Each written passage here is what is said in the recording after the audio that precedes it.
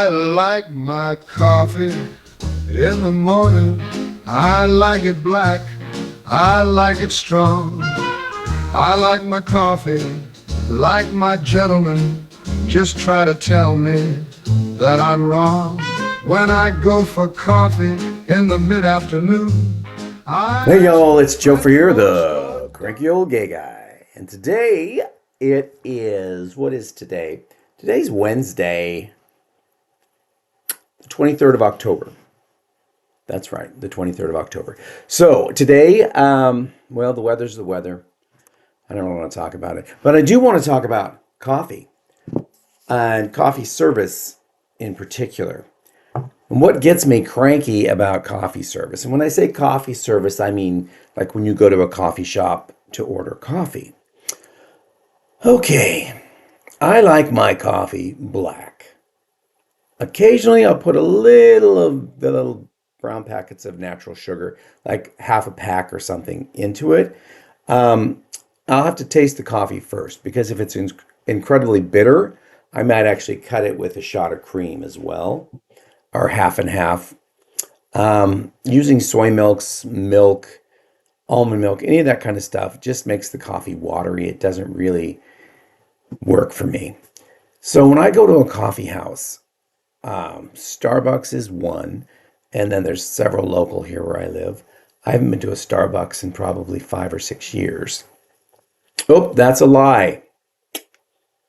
Oh, I went to the coast Labor Day last year and we stopped at a Starbucks because the driver wanted to get food.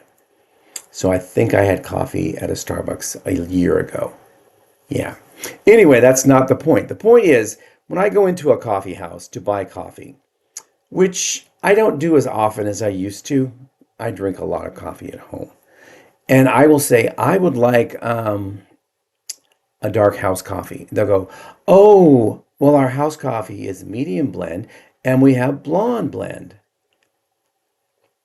And I said, well, can I get a dark coffee? Oh, I don't think we have any made. And I said, you have pour overs? And she goes, yeah. And I said, well, can I get a dark pour over?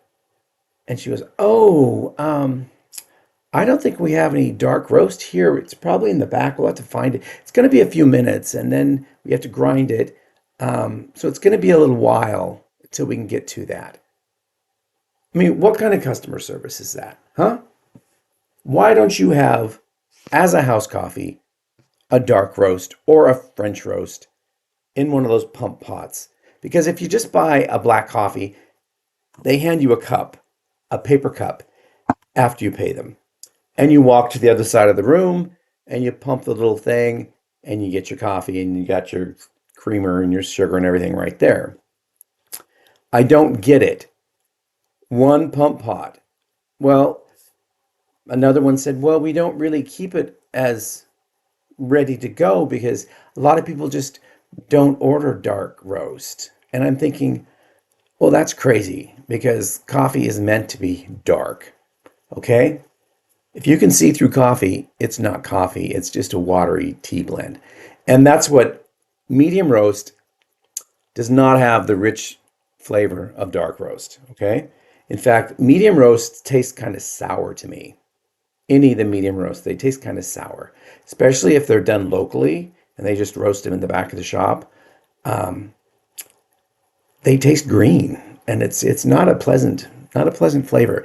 And blonde roast, why would anyone order that? That's like taking weak coffee and filling it with water to make it weaker.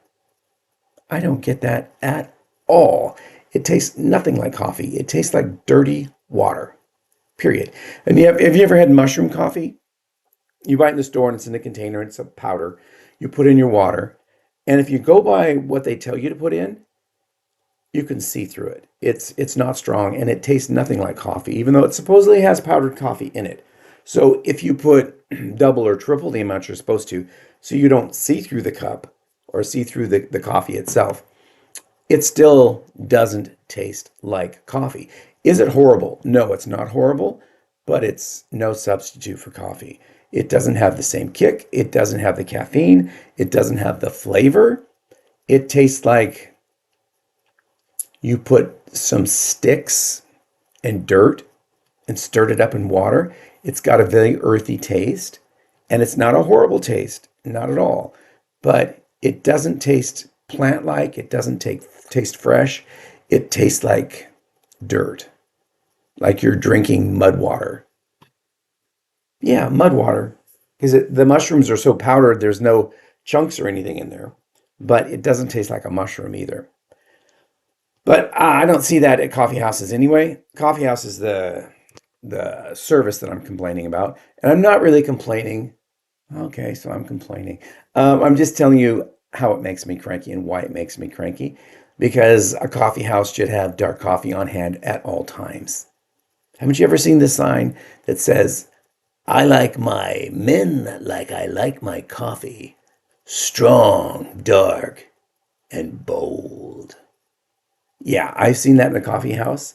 Um, it was a coffee house in Northwest Portland that played a lot of jazz, like all the time, because the owner was a real jazz aficionado. And I saw the sign there. Yeah. And no, he wasn't dating a black man. He had a very pale white wife that he was with. So I don't know where the sign came from, but I think the sign pertains to how coffee should be served. I really do. Oh, and one other thing that gets me cranky is if I go to a coffee house and they do have this one they didn't have dark, but they said, well, we have a medium dark. And I said, what's that? And they said, well, we blended the medium beans and the dark beans together. And I said, why? And they said, well, because we had enough people coming in that wanted dark roast, but they thought dark roast was too bitter. So we're trying something different. So I went ahead and bought a cup and went and tried it. And it was better than medium, but it certainly wasn't dark. But the issue I have with that is that if the person behind the counter hands you a paper cup and you're going to walk across the cafe or the coffee shop and pump it out of one of those air pots, why are they asking for a 30% tip on that little screen that you pay on? Why aren't tips based on the service that you get? I know you're going to say, well, someone had to grind those beans and someone had to make that coffee. Well, yeah, it's a coffee shop. That's their job. The only thing they should be tipped on is the service that they give you. If they're coming out and they're wiping down your table and, bringing the coffee to you, that's a service. If they are breaking $100 bill for you, that's a service. But just handing you a paper cup and then expecting a 30% tip. And I say 30 because it used to be 15, 18, 20. Now it's 25, 30, and 40% on a lot of those screens. Ridiculous. Ridiculous. Tipping should be based on service. And on that point, two months ago, late August, early September, I went to a restaurant for someone's birthday. And the menu right at the top, it said a 20% gratuity will be included in all meal prices or your final bill to ensure that our employees are receiving a living wage. Oh my God, doesn't that sound incredibly great? Well, here's a plan and here's an idea. Pay your people more, okay? Pay your people more and ensure that they get a living wage. They can still get tips, which is dependent on their service to the client or the customer. But restaurants don't do this. Why don't they do this? Well, I was reading about this on Reddit of all places, and several people pointed out that if they just raised their prices, then that extra 20% on top of what they're charging now would be hitting the restaurant as income and they would be taxed on it. Right now, they're taking that money in as income and supposedly paying out, I don't know what percentage of that 20% is going back to the servers. And then the servers get to pay the tax on it. Now, the employer then can write off what they're paying the server as an employee or as a payroll expense. I don't understand how. I mean, they're acting as the middleman. It's being, let's say it's paid on a card, it's going to go through their processing, and then they're going to pay the employee, and the employee is going to get hit with a tax because now that's treated as income. Okay? If you give that employee a cash tip, well, then it's up to the employee if they're going to report it or not. If you add it to your card, there will be a paper trail. But again, it depends on if the employee reports it or not, whether they're ever going to be taxed on it. It's not really up to the employer to pull taxes out of tips. Now, I'm guessing since you are paying that 20% more to the restaurant, whoever's doing the payroll for the restaurant is counting that, and they're pulling it aside so they're not taxed on it. And then they're pulling taxes out of it before they give it to the employee. That would be my guess.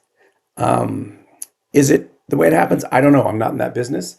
But I do think that adding a 20% gratuity on top of a bill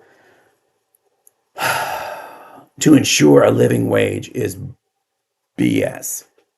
Again, the best way to ensure a living wage is just raise your prices, and because we're paying it anyway with that 20% gratuity, and then pay your employees more, and then let them get tipped depending on the service that they provide. Okay? In the past, the only time gratuities were added would be if you have a party of 5 or more, we're adding 18% gratuity. And what that is usually in family sit-down restaurants, because I knew several people in college and high school who were servers in these restaurants, and you would get five people or more that would come in and sit at a table, and the bill would be, oh boy, this was so long ago, $50, and they would leave $1 tip because whoever's paying the bill would leave the tip, and they wouldn't go by percentage; they would just leave a tip. So even though they should have had a $5 or $10 tip at the time, I know it doesn't sound like a lot now, but back then it was. They were getting screwed out of the tips for the service that they provide for 5 people. And $1 just wasn't cutting it. So they would add that onto it. And yeah, they did get a lot of complaints, but they did it anyway. Now, I don't know if anyone's complaining about the restaurants that are doing this now, just flat across the board, but I'll be the first to say right now, I'm complaining about it because it's BS. It's not up to me, the customer, to ensure that your employees are receiving a living wage. That's you. The employer is the one who's supposed to worry about that, not me. And if that means you raise your prices, that means you raise your prices.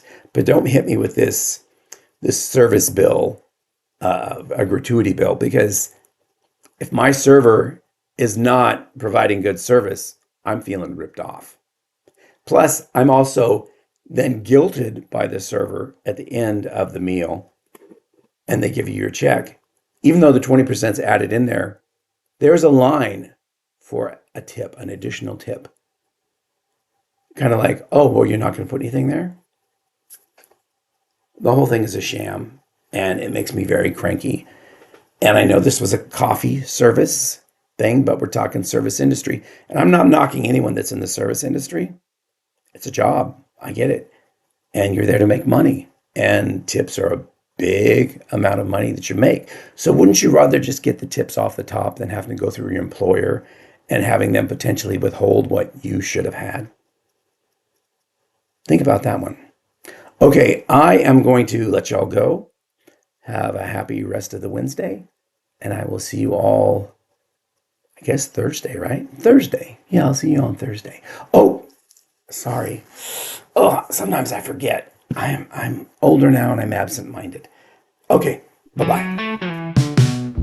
I like my coffee in the morning. I like it black. I like it strong. I like my coffee like my gentleman. Just try to tell me that I'm wrong. When I go for coffee in the mid-afternoon, I ask for French roast or dark black. But when they tell me they don't have it, don't count on me coming back. Oh, give me coffee, rich and dark. I drink it 2 or 3 times a day. Don't try to give me a cup of light roast. I like coffee, I want it my way. Those roasted beans are a necessity. I rely on the caffeine they provide.